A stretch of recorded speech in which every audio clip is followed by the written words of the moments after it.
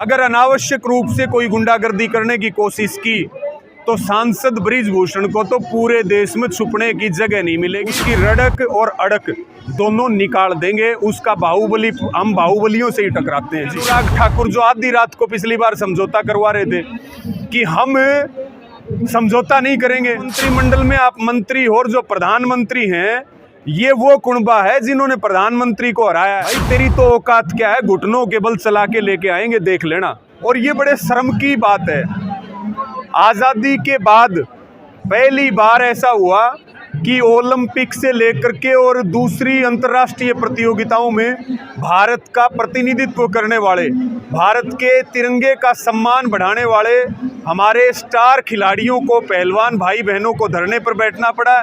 ये सरकार के लिए बेहद शर्मनाक है, ये देश के लिए भी शर्मनाक है, क्योंकि सरकार लगातार किसानों पे, जवानों पे, खिलाड़ियों पे, लगातार युवाओं के ऊपर हमले कर रही है।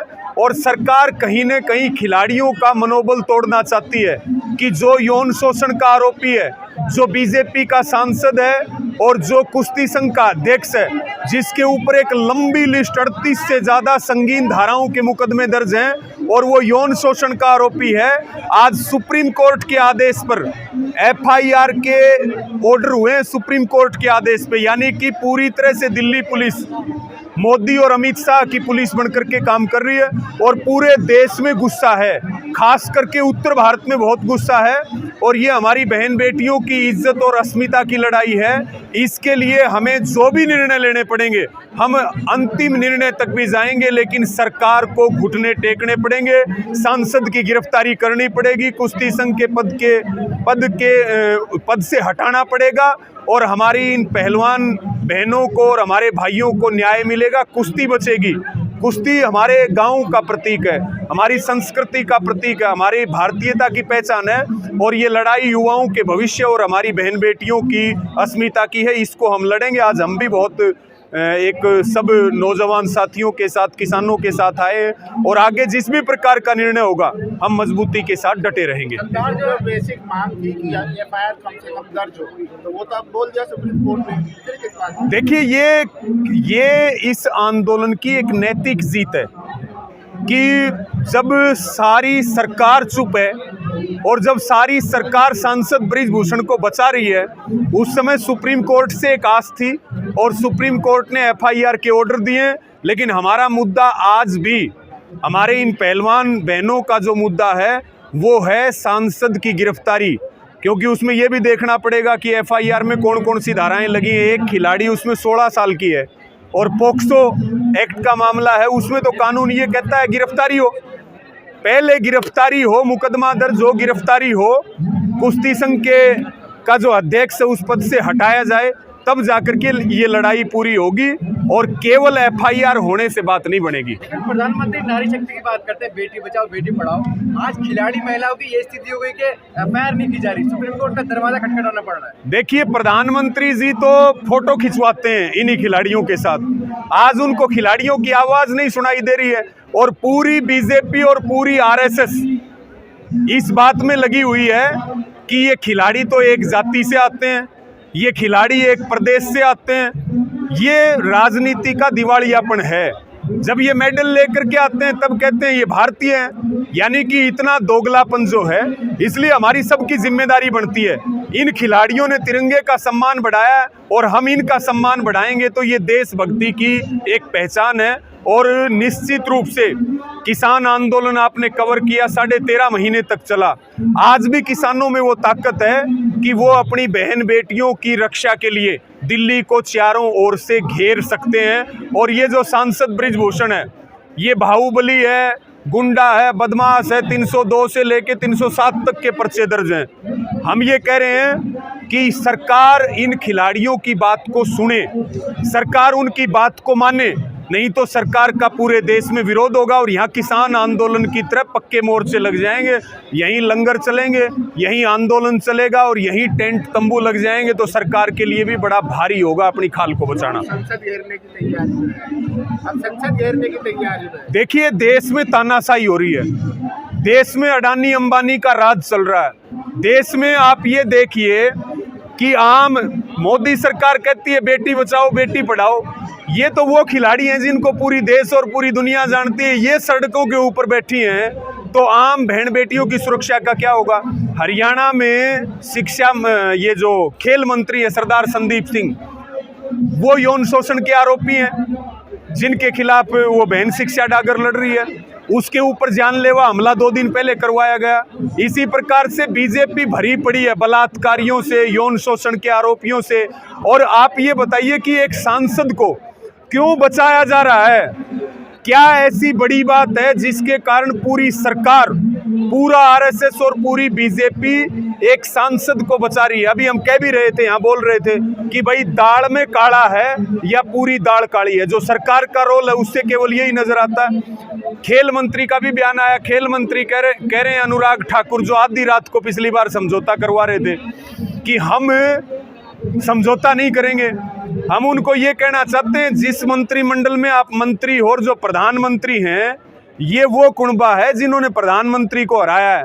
भाई तेरी तो औकात क्या है? घुटनों के बल चला के लेके आएंगे, देख लेना जी। चेतावनी दे रहे हैं। किसकी चेतावनी दे रहे हैं? इलाज करते हैं, चेतावनी देना काम नहीं हमारा।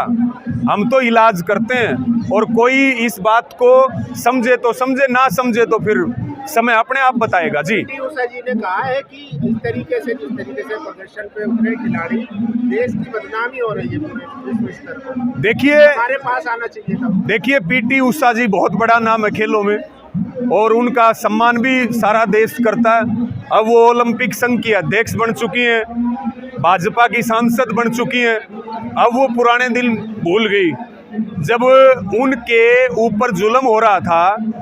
आपने देखा होगा उनके आंसू टपक रहे थे, हमें आज भी याद है। आज जो है वो एक यौन शोषण के आरोपी को तो कुछ नहीं कह रही, उनको तो क्लीन चिट दे रहे हैं। दूसरी तरफ लोकतांत्रिक अधिकार है खिलाड़ियों का, ये भारत के नागरिक आंदोलन करना इनका अधिकार है। इनको अनुशासनहीनता बता रहे हैं। और हम तो पीटी उषा जी को कहना चाहते हैं, अगर ये अनुशासनहीनता है तो हम 1 लाख बार करेंगे। आप सरकार की गोदी में बैठे रहो, हमें कोई परवाह नहीं है जैसे पिछले दिनों सरकार का रवैया रहा है विपक्ष के खिलाफ, जैसे राहुल गांधी की सदस्यता फौरन छीन ली गई, तो क्या आपको लगता है कि ब्रजभूषण के खिलाफ जो मोदी सरकार है कुछ एक्शन लेगी, भाजपा लेगी? देखिए, भाजपा वॉशिंग मशीन है। बलात्कारी निकालो, बलात्कारी डालो और एक अच्छा आदमी बन के बाहर निकलेगा। यानी कि जो भाजपा में आ जाए वो तो गंगा में नहा लेता है, और जो दूसरी पार्टी में हो उसके ऊपर सारे आरोप। ये सारी चीज़ देश देख रहा है। ये डिक्टेटरशिप, ये है घोषित इमरजेंसी है देश में, और पूरा देश इस है घोषित इमरजेंसी के खिलाफ लड़ेगा जिनको सरकारों में बैठाया है। यानी कि मोदी जी कहते हैं चाय बनाने वाला प्रधानमंत्री बना। आज 9 साल बीत गए, चाय बनाते हुए हमने कभी देखा नहीं। देश सारा बेच दिया, सेना तक बेच दी। अडानी अंबानी की सरकार है। जिस अडानी का नंबर 623वां था, मोदी सरकार में उनका नंबर दूसरा आ गया। इतना बड़ा कांड हुआ और अडानी के खिलाफ कोई जांच नहीं बैठी, और मोदी जी कहते हैं ना खाऊंगा ना खाने दूंगा। अब तो ना वो बोल रहे हैं खुद, और संसद को भी पूरा म्यूट कर दिया। तो ये देश देख रहा। 30 अप्रैल को संयुक्त किसान मोर्चा की मीटिंग है, उसमें आंदोलन की, बड़े आंदोलन की लोकसभा से पहले हम तैयारी कर रहे हैं, और उसमें इस मुद्दे को लेकर के भी गहनता से मंथन करके निर्णय लिया जाएगा। अगर क्या कहेंगे कि अब लोग बजरंग पुनिया को भी कह रहे हैं कि आपने गलत लोगों से पंगा ले लिया। इसके अलावा जो पीड़ित परिवार है, जो विक्टिम है, उनके घर वालों को भी धमकियां मिल रही हैं, इस पर क्या कहेंगे? देखिए, मैंने अभी बहन शिक्षा डागर का आपको बताया कि 2 दिन पहले उनके ऊपर जानलेवा हमला हुआ। इसी प्रकार से तमाम ऐसे उदाहरण हैं कि धमकियां भी दी जा रही हैं, दबाया भी जा रहा है। लेकिन ये किसान मजदूरों का खून है, ये दबेगा नहीं। हम इनको सत्ता से उखाड़ फेंकेंगे, क्योंकि ये सरकार जो है वो देश विरोधी है, और ये खिलाड़ियों के विरोध में। इन खिलाड़ियों का तो सम्मान करना चाहिए था सरकार को। अगर ये कोई बात बता रहे हैं तो सरकार उसको गंभीरता से लेती, लेकिन सरकार तो इन्हीं के खिलाफ मुहिम चला रही है, और खिलाड़ियों ने भी तय कर लिया। देखिए, ये भी अपना कैरियर दांव पे लगा करके बैठे हैं, और लोगों की तरफ से भी स्पष्ट है कि अब की बार जब तक जीत ना हो जाए तब तक उठ के मत जाना। और खिलाड़ियों ने भी तय कर लिया कि कुश्ती के दाव के साथ साथ अब आंदोलन के दाव सीखने पड़ेंगे। और हम जैसे कहते हैं कि भाई एक पैर आंदोलन में किसान का रहे तो एक खेत में रहे। अब पहलवानों ने भी आपके सामने कहा कि भाई एक पैर कुश्ती में रहेगा तो एक पैर जो है वो आंदोलन में रहेगा। आंदोलन के बगैर ना खेल बचेंगे, ना खिलाड़ी बचेंगे और ना किसान बचेंगे। जी, प्रधानमंत्री इतने मजबूर हैं एक सांसद के आगे के उनके खिलाफ कार्रवाई नहीं कर पा रहे।